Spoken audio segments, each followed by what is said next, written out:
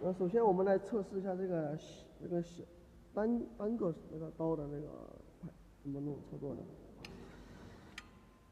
首先呢，当这个刀变薄的时候，那么这个槽子呢，看好这个槽，需要跟它那个刀的大小调整。首先调这个地方，那这样的话它就变得很宽，然后再调好的话就变得很小。对，这个应该是知道的。还有一个就是它这个刀呈锥斗的，就是说一边小一边大。这时候就是说在贴标的时候，那么你需要的也是要必须跟着它平面的需要整个面刚好平这个面才下去，不能是这样子或者是这样子，这样是肯定不行的。就是说要整个刚好也是要平着这个面下去了，刚好紧住这个面，然后下去按一下，这样贴出的效果也可以看得到的，是吧？这要是单把刀是这个样子，那么我们换成2把或者3把的时候会是什么样的？首先再换成2把，这时候肯定是不够了，那么我们需要调大，调大。好，这样子之后我再试一下，你看也一样的，下面要跟它看平，不能让它斜好，贴上去之后，现在会出现这种情况，就是说一边多一边少，看不看到？这是怎么情况导致的呢？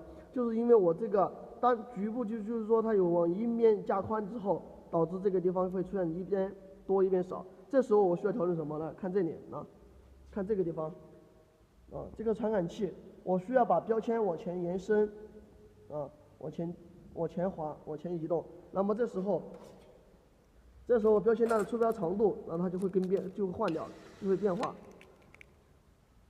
同时的，就是说，当你调到这个长度的时候，同时的需要把这个看好拉松，需要把这边里面有一个玻璃板，这个板看好，这个板我需要往前移，